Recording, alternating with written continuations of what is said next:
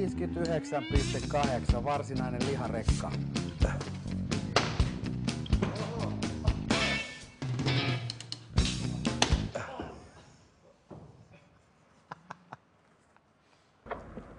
Minulla on punainen paita ja minä lenkkeilen. Olen kova lenkkeilijä. Pidän lenkkeilystä todella kovasti, koska siinä kasvaa kunto ja saa raitista ilmaa samalla. Minusta se on mahtavaa saada raitista ilmaa ja lenkkeillä punaisessa paidassani. Joka ilta minä lenkkeilen.